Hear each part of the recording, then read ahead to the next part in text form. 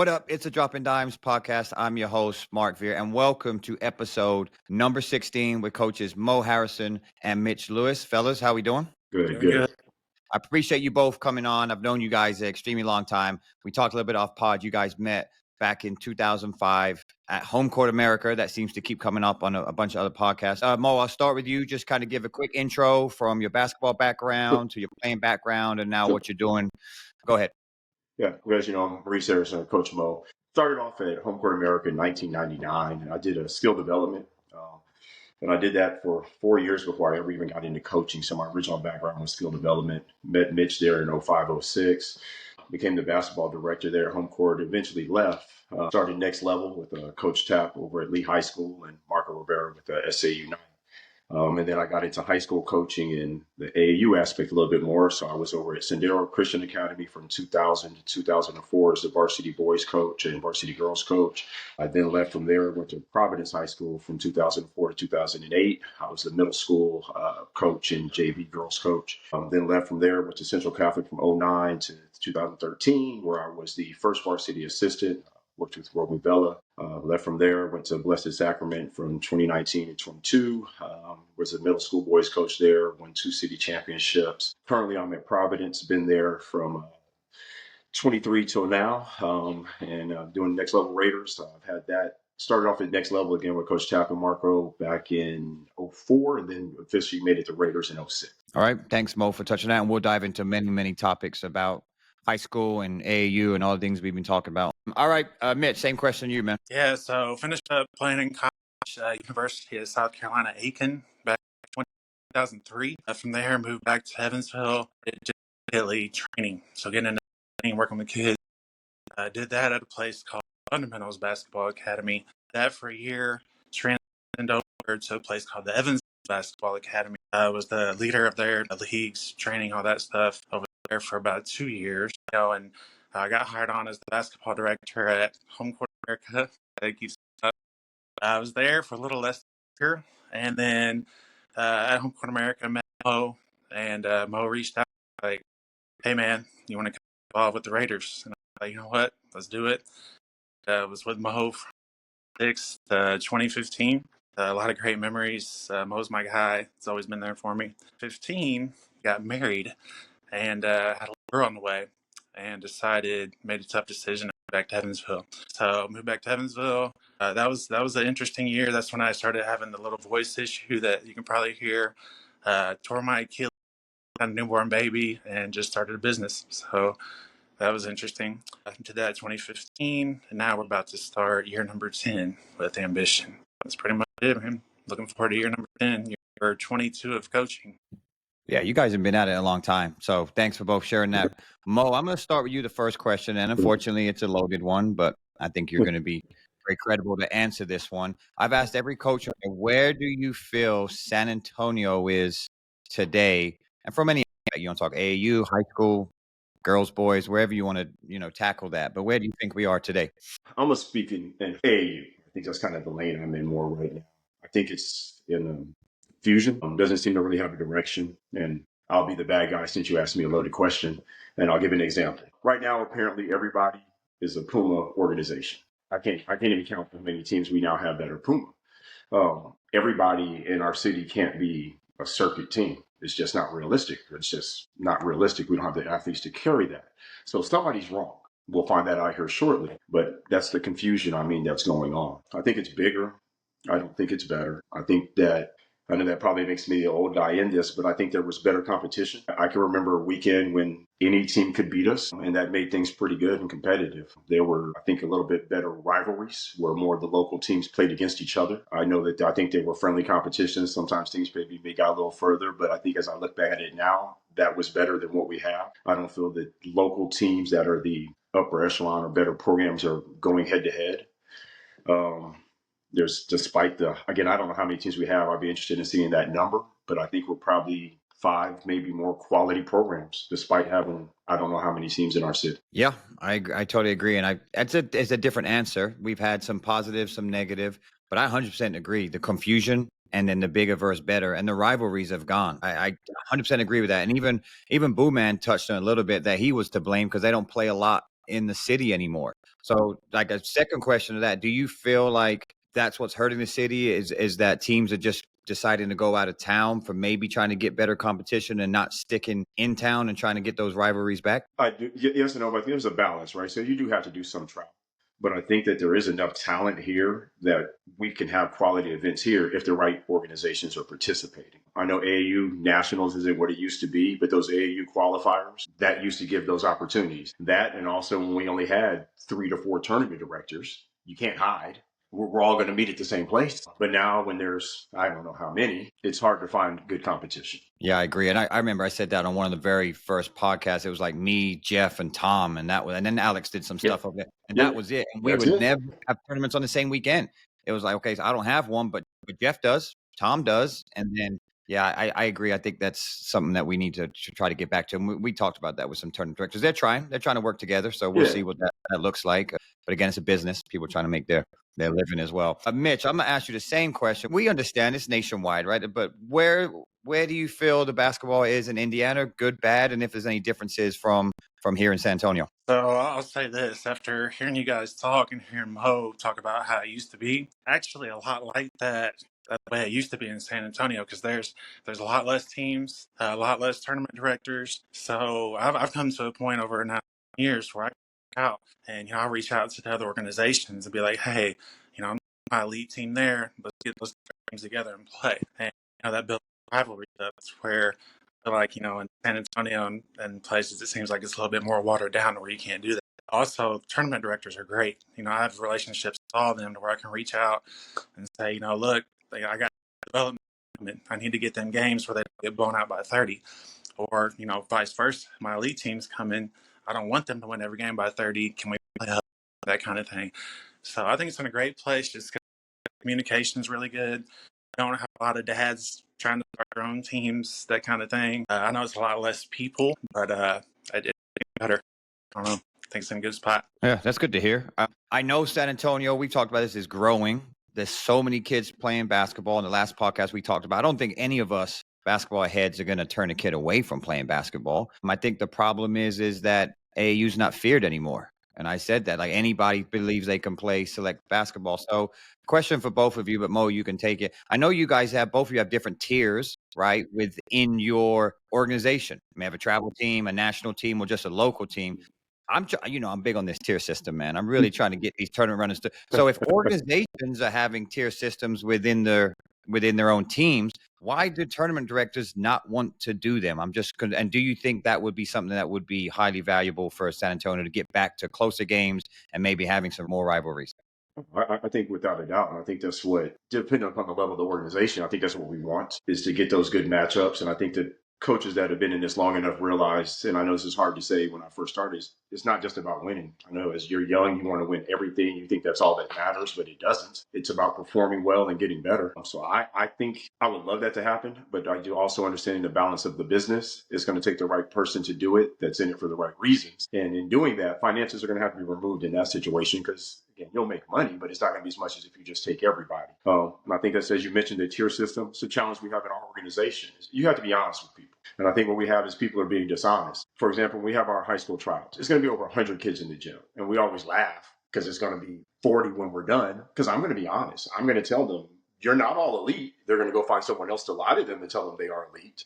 But I'm not going to be the one to do it. And so I think as coaches, if we're honest with the level of these players, it'll start making the quality of the basketball better. And I get it. I do it for business as well. But if you're accepting players that aren't at a level, put them in situations that aren't a. Yeah, great point. Mitch, you want to add to it? But it seems like Indiana's kind of in a better space than we are right now. Yeah, it seems like most of the directors are going that route to where they know that you're not going to get 10 to 12 elite teams in a division. So let's kind of spread it out and make it to where games are competitive. I get guys tell me all the time, like, hey, I just had a team join. They're really good. You want to get one of your better teams in so you can have good competition. So they're working to make the competition better and not just have teams in there blowing everything out. Yeah, that's a good point. I think coaches need to work more closely together than just tournament directors trying to reach out. Because I get it. I used to run tournaments. I'd be like, yo, I got the Raiders in. You want to come play? No, we're good.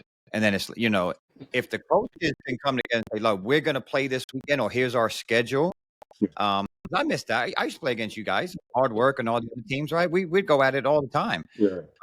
So yeah, I think coaches listening, you guys need to get together and start figuring out when y'all want to play against each other. And again, it doesn't have to be all the time. I agree with you, Mo. Like you got to get out of town, see different Right. competitions you won't be seeing all the time. But man, at least once or twice over the Yeah. summer would be doable, right? And I think the kids will like those rivalries as well. There's so many of these kids in these cities that are going to graduate, they never play each other. I think as I look back now at those little hard work battles we have, like we're all closer because of that. Like at Yep. the time, it wasn't that way, but now we're all close. The kids are all close, and it's because of that. It's just a mutual respect that at the end that, hey, man, we were going at each other and competing. None of that was personal. Kids in college are still talking about them 6th, 7th grade games. Let's be real. I always joke about it, and you know who I'm talking about. So yeah. All right, cool. So next question, let's talk about culture. So Mitch, I'll start with you, and then Mo, you can go next. What is your culture, Mitch? It's a lot about just, the attitude and the effort. And I know that's kind of, everybody uses that. Really, if you come into one of our practices, it's going to be a lot of positivity. We're not going to be yelling and screaming and cursing at the kids and doing all that. Really building them up. Kids don't make mistakes on purpose. Some people I know, I have buddies that are like, oh man, that's soft. There's a way to encourage a kid without yelling and degrading them. So that's what we look at.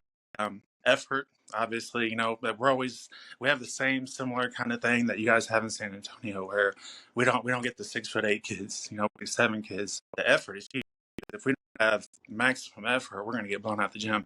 So, during practices, not calling fouls, just really promoting that tough environment of positivity.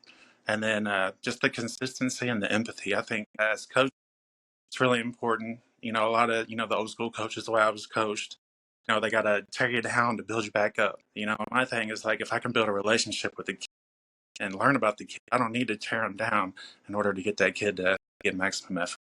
So attitude, effort, consistency, and then just having understanding that, kids, you can get on this kid, you can't get on this kid. The kids are practiced a different way. So just really putting that into our culture. Okay, I got a second question for you because we talked about this and that came to mind is kids are different today. Parents are different today, right? So I like what you said, right? You said like, hey, we're really focusing on relationships with our players. We don't want to be tearing them down. And I get that. I've changed a lot as a coach. I think we all have. I think we all probably changed over the last 20 years, right? I think I became tougher because I had kids.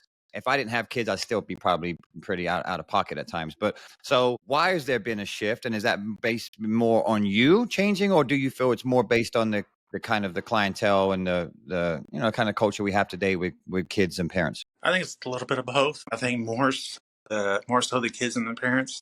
Media, I think, has a lot with it. Like the availability of teams, it's where I think some coaches feel like, well, I can't get on this kid because if I do, he's going to quit. Yeah. But yeah, I think it's a little bit of mix of both. I've always been this kind of way. I've never really been a screamer, especially when I've lost my voice. I really can't scream. So I've always been the bad boys, man. The way I was always coached was completely opposite. I was, coached by the Bobby Knight style. You're 7 years old, I'm going to curse your ass out, that kind of deal, which I was just responded to that.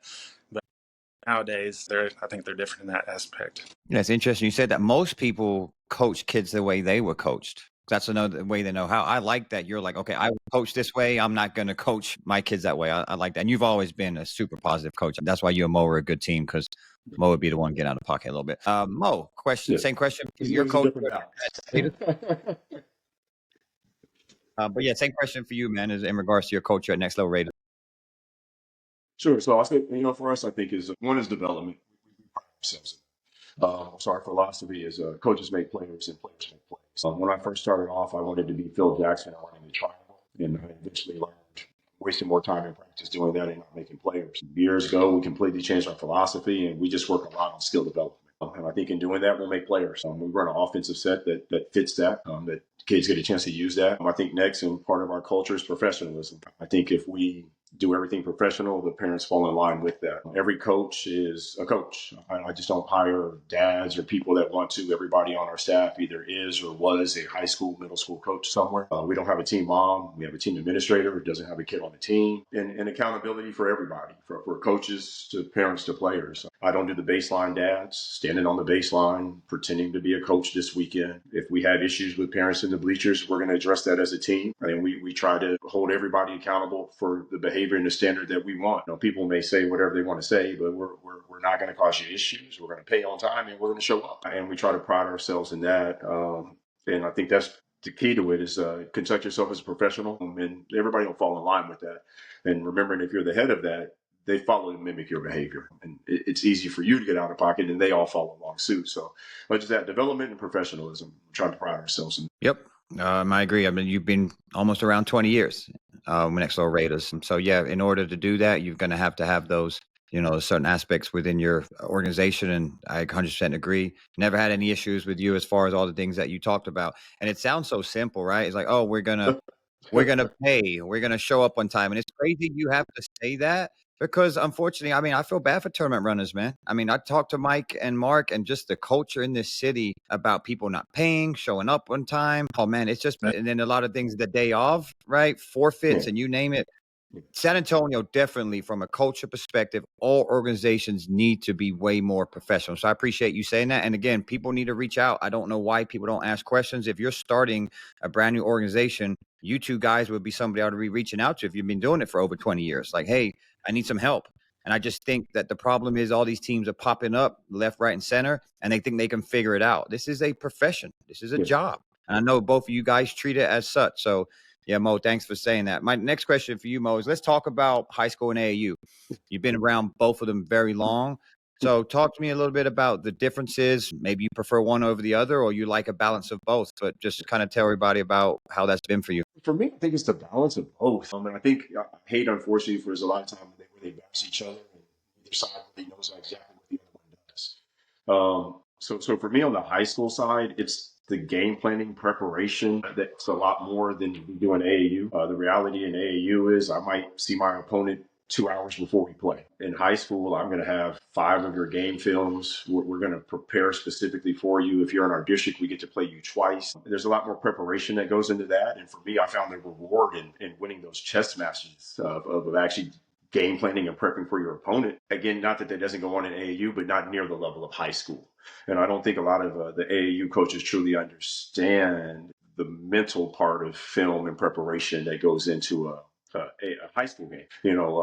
When somebody knows your plays, it's a lot more different for you to execute things. When we walk into these AAU games, we don't know the sets of our opponent. We have our style and system, and we're learning that.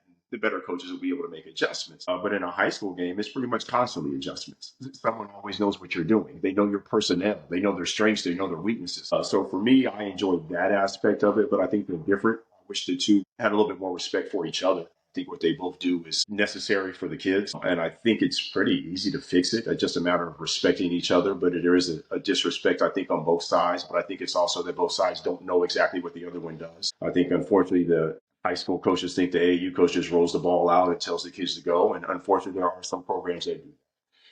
But there are some that do this right. And there's some that do it for the right reasons. And there's some that are making kids better. Yeah, great point. I'm glad you touched on that because I agree that there is a gap, right? I've had some high school coaches on, especially Marcus and Joe and Tap and Cole, who are heavily involved. They've been AAU coaches, and some of them are showing up every weekend. And I agree, there's a lot of really good AAU programs doing the right thing, but unfortunately, some are ruining it for the rest of them. So I agree. They're coming together. I know that I've talked to a lot of high school coaches, AAU coaches. Now they're going to start talking. At the end of the day, we're trying to do what's best for the student athlete. So if we can just continue to work together, I think it's going to go on the right path. So yeah, let's go to a new question because we've had a lot of same questions but different answers on the podcast. But I want to talk about this because myself and you guys have had this happen. So we're talking about kids leaving the city to go play for prep schools, right? So for example, like Zach Clemens, he went to Sunrise Christian. We had Langston Love go to Montverde. Juan Rain went into Duncanville. We just had a kid from Judson, the Goodwin kid. He's over at Duncanville now. So what are your thoughts on kids leaving San Antonio for opportunities either at a prep school or just leaving the city to go to another high school? First, I'm for San Antonio, so I hope everybody stays. I mean, we have a chance at the state championship this year. It has always seemed to be this cloud of a lack of respect for our level of basketball. So I want it to be respected, and I think the best way to keep it respected is keeping our kids. Now, I will say this is the one where I probably agree or understand. I think sometimes our bigs, we don't have a lot of tall kids. For the taller kids that are 6'8" or above, who are you going to go against in practice? The 6'2" guard? There's no one really for those bigger guys to get the development that they need to help them go against bigger guys. As I always say, bigs are judged when you're. So I think for the bigs, I can say I understand. I think all those are individual decisions, but I wish the talent would stay. I think that we do have enough good coaches and good high schools that where these kids can be good, put in good situations. I wish they did, but again, for the bigs, I'll say I do understand. I don't know if we have enough height in the city for the bigs to be challenged and develop the way they need to. Yep, I agree. Same question for you, Mitch. We don't have that happen as much. We're obviously a lot smaller. San Antonio, the bigger kids especially that transfer and go up to that happened quite a bit. When we do actually get a 6'7" or a 6'8", they think that they need to go somewhere else. Whatnot. I understand it. I understand the kids recently that have done that. Maybe hasn't worked out like they thought because they go up there and now instead of being the 6'8" kid playing 6'4" kids, now you're a 6'8" kid. Now you get shoved on the bench. It's where you're down here and you're killing it, playing a lot of minutes, getting notoriety, and then you go back up there and you're the guy. So understanding the situation that you're getting into, and having that conversation before they up and move, because Indianapolis is, it's a good 3 hours away. But yeah, you don't see it a ton, but whenever it does happen, I haven't really seen it pan out. The fact that the kids just killing it, D1 offers and whatnot. Okay. Yeah. I agree. I think it's kind of case by case, but if we're talking about San Antonio, trying to keep kids here obviously would help the city grow and hopefully win state titles. And hopefully Brennan get it done this year. We'll see. We got some nice 5A teams going as well. And on the girls, we'll see what happens. So we've always said that San Antonio is doing a pretty good job at the high school level, getting the state from all the way from 3A and up. So, yep, we'll see what happens. All right, next question. We've talked on a few podcasts, Mo, about the George Gervin team, and I apologize because I kind of was clouded. It has to come from the source. We've talked about possibly San Antonio trying to get all the best kids together during the AAU season and not leaving their organizations, but, taking the top 8 to 10 and say, hey, let's go put this team on the map, play in some high-level tournaments. So I got 2 questions for you. The first one is talk about the George Gervin team, how it came about, and unfortunately it didn't work out. And then do you feel like we could get back to something like that, or it's just not going to happen for San Antonio? I think it's the right idea. I think the idea was good. The intentions have to be right. It has to be right with everybody involved. Unfortunately, the reality of this business that they're in, there always is politics. But if you're going to put that type of team, that situation together, they're going to have to be minimal. So for that situation I was in, it was just a lot of chiefs. There was a lot of people making decisions, a lot of choices made as far as personnel that weren't probably in the best interest of the team due to politics and that. But I think the idea was right. It just wasn't done. I think it can be done now. And I actually think the timing may be better for that now. I think even at that time, I can say myself included, I think people have a better understanding now of what's better for the kids and being able to keep your team and still do something like that. I just think that one was the right idea. It just wasn't.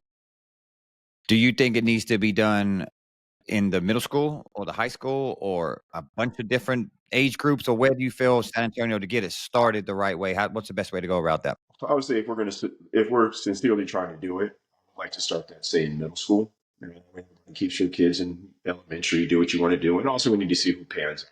If you've been doing this a long time, that some kids are going to grow, some are going to stop growing, and that elementary success has very little meaning. So I would say middle school when you have a little bit better idea of what kids potentially could be. And that way you're able to start building some continuity between those guys as a unit and and then by the time they get to high school, if we get the right kids and the right people involved, we should be able to put together something. Okay. Yeah, we'll see. I think a few people said it's always going to come down to who's going to coach it. That would be number one, right? Okay, who's going to coach it? Who's going to fund it? And then it just always comes into popularity. If Coach Mo's going to do, I don't like Coach Mo, so I'm not going over there, right? So I think that's the toughest thing. Is I agree with you. I think the idea is good. It's good for San Antonio, but it's just going to come down to egos and right. Yeah, and 100% comes. I think what you just said is. Well, I would say everybody always says it's about the kids until it's about the kids. That's the problem. So, if everybody could actually believe in that, then it would work. But that's the challenge, to get everybody to actually be about the kids. All right. So a follow-up question is, well, we see a lot of kids in the city. We always think, why are you on that team?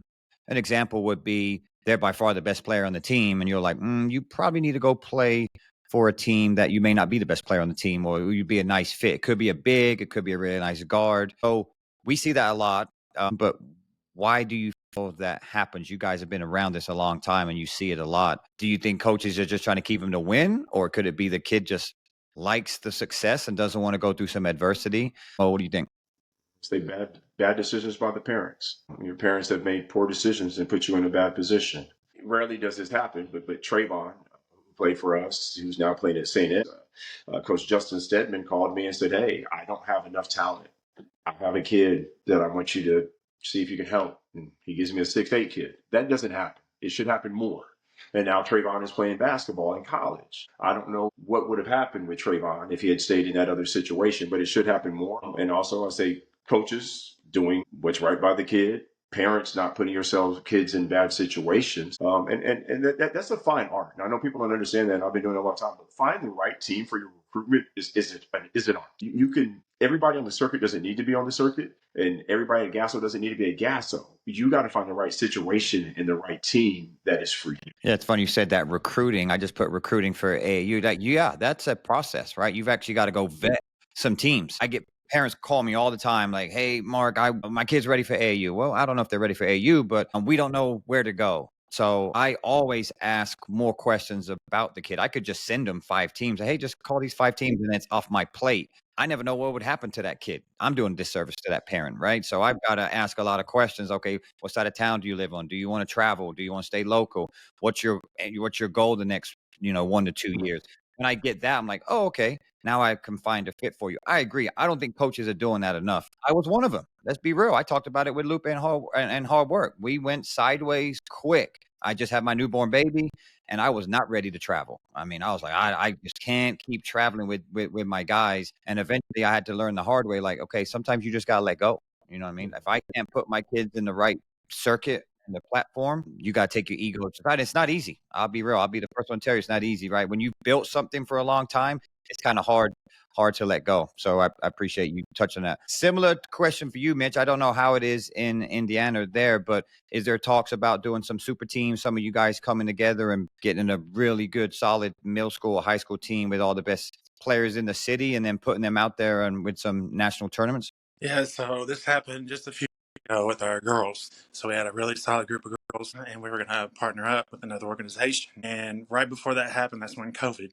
came kind of down. And once everything got back to normal, it was kind of off the table. The people that wanted to be involved no longer wanted to be involved. They wanted to do their own thing. So, like that usually comes down to the adults. The adults wanting their ego and this and that. The kids get left behind. No, there's really not any. There's less teams here, so it'd be a little bit more difficult, but no, none of that going on here. All right. Well, thanks for being honest. It's good. It's just good to hear what's going on across other places in the country. So thanks for sharing. All right, let's do some Q&As. So we had quite a few people hit me up with some questions for you guys. The first one would be for both of you. So Mitch, you can go first. The question is: do rankings matter in middle school and high school, or either one? Middle school, definitely not. In my high school, depending possibly, but we play ranked kids all the time, and I'm just like, how the heck is this kid ranked? I don't put a lot of stock into it. I have some of our kids that have been pretty high ranked up. I'll be completely honest; they weren't even the best kids on our team. So do all the write ups and this and that. A lot of times, don't really do it. They might see a kid maybe at one tournament, maybe they have a great game and they were at that game, and then all of a sudden they're ranked really high. And I don't put a lot of stock into it. Okay, Mo, same question for you. In high school, yes, just because it just gets eyes on you. In middle school, absolutely not. I've been fortunate enough to be around this long enough to where I've had the #1 ranked middle school player in the state of Texas. He finished in the 90s. We had 3 kids on his same team that finished higher than him. No, it doesn't matter. I mean, Stanley is now with the Bucks. He wasn't even ranked until his junior year.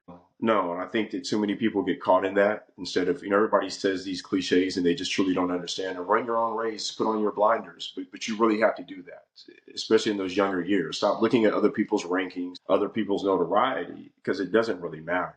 It's how you finish. I think that's one of the things I see, and I'm going to touch on some of our other topics, but people want success too early and not understanding that early success is irrelevant. It's how you finish at the end. So no, the middle school rankings are completely irrelevant. And high school only helps as far as getting eyes on you. But we've had unranked kids get scholarships. We've had ranked kids not get scholarships. Yep, I agree. And so a follow-up question for you, Mo, is I don't know if you've seen it, but now Eric Talia, Mike Daniels, I think that's sports media. They're now ranking high school teams in the city, just on the boys. I don't know if you've seen that. They do a top 25. What are your thoughts on that? You think that's good for the city? I think it's good for conversation. I think it makes conversation as far as this, and again, that's a lot of work. I don't know who has the time to put in eyes on 25 basketball teams. If they have the time to do that, great for them.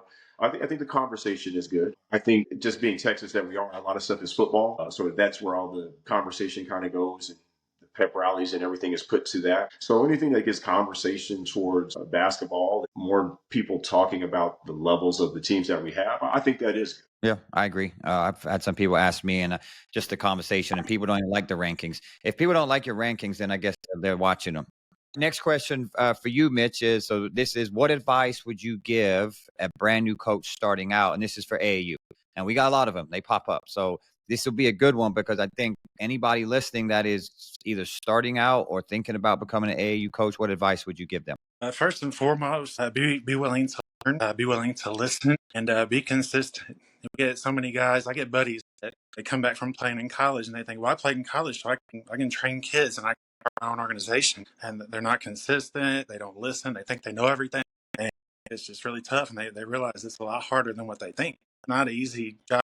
Each different set of parents are completely different. It's difficult. So, and it's a marathon, not a sprint. And be willing to always be learning and listening. Yeah, love it. And even Vase talked about it. He's been doing it as long as you guys, and he's still trying to listen and learn and evolve as a coach. So that from you as well. Mo, question for you is, what do you feel is the toughest challenge dealing with AAU? And that would be players, parents, tournaments, or a combination at all. However you want to tackle that. What do you think is the toughest challenge you deal with?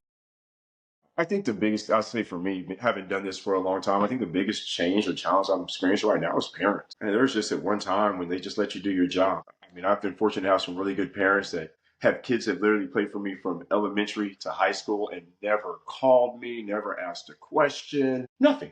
A kid been with me for 7 years. It's not like that anymore.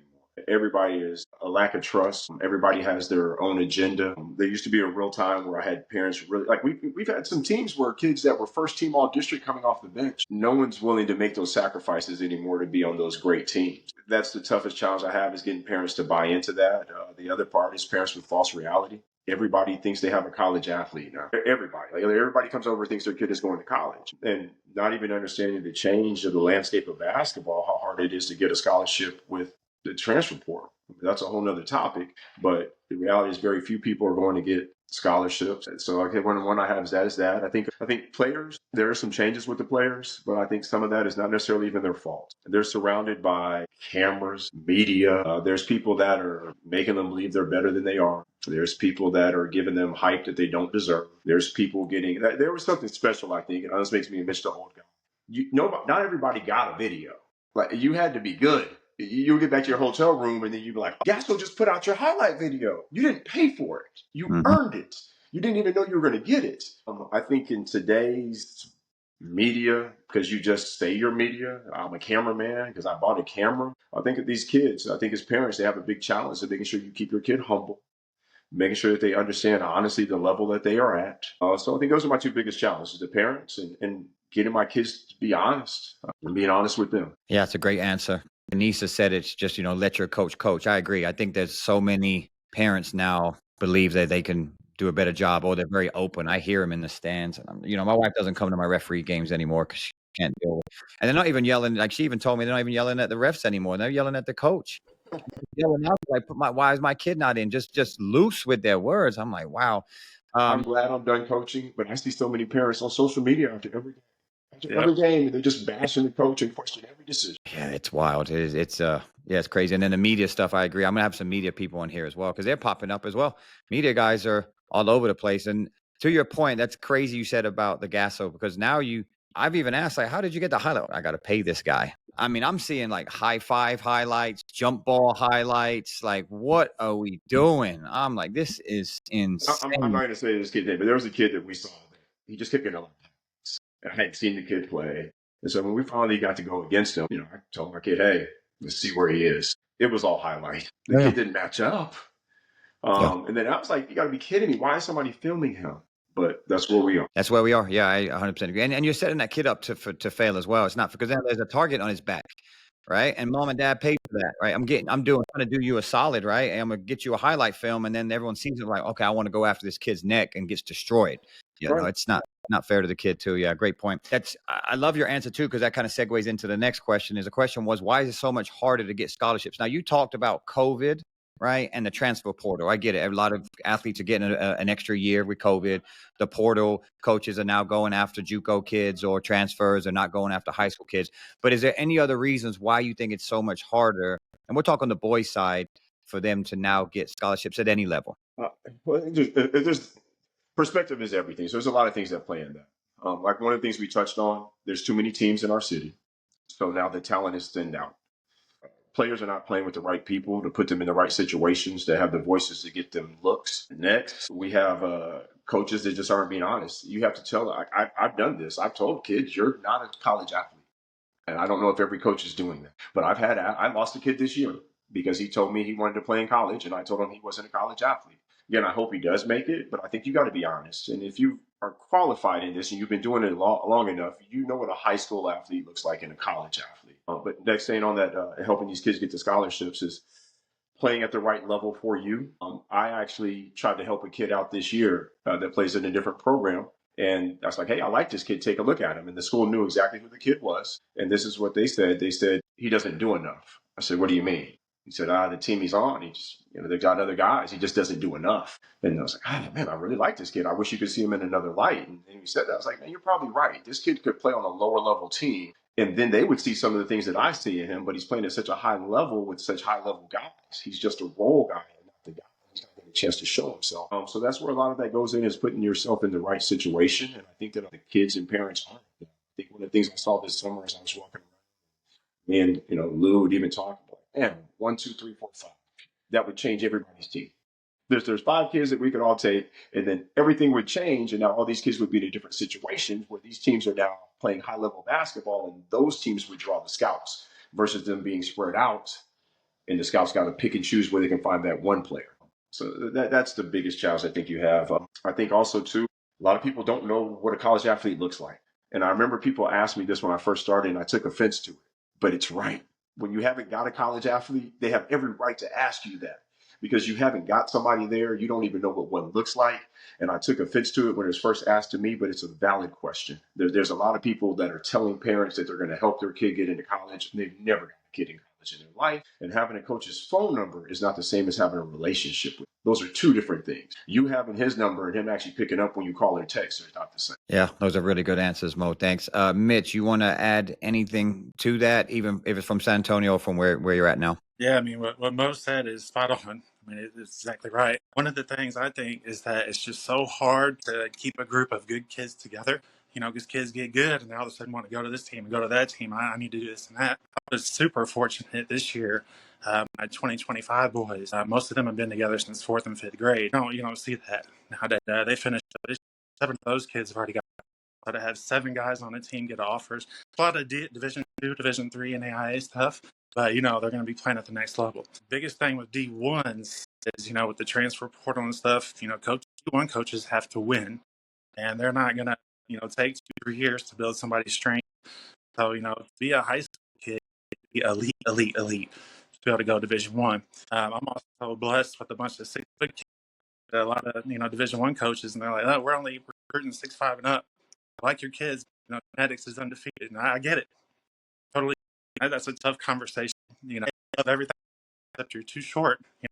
Backs to basketball. Yeah, great answers. I appreciate you both. All right, let's talk solutions. We kind of talked about that and ended on most podcasts about some solutions we feel that can improve San Antonio basketball and even basketball in Indiana. It seems like Indiana's in a little bit of space. I'm not surprised, but Indiana, let's go. I know, right? You're putting them nice. So, Texas. Yeah, I didn't say the level was bad. I just said I feel like they got less teams over there. It seems like it's kind of working out in that aspect. And San Antonio's got a lot going on. We're growing like crazy.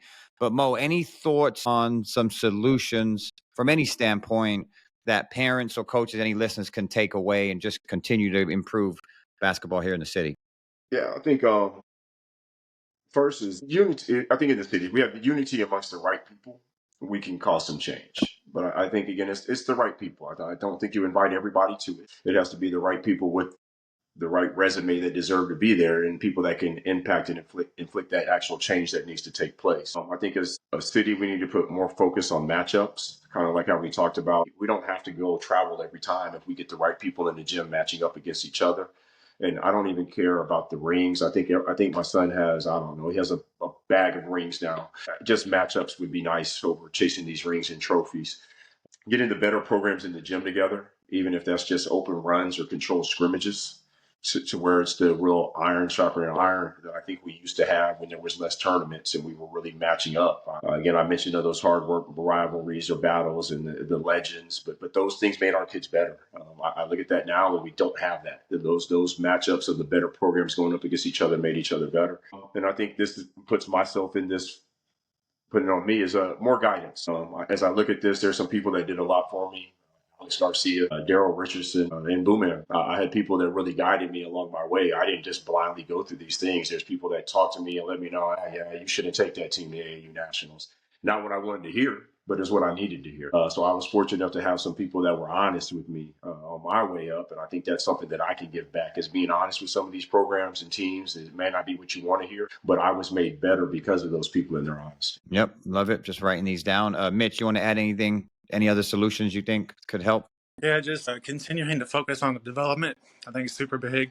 I have kids, man, that 4th grade through 8th grade, they're in the gym 2-3 times a week at high school for whatever. They're good, and you don't see them for a couple months. So just that continued development, just understanding that there's always somebody better, and parents on the programs that actually develop kids and don't just not practice, show up, play a bunch of games. Because there's a lot of people that just show up, kids from Evansville that play in Indianapolis, they don't practice. They show up, they don't know the coach doesn't know their name.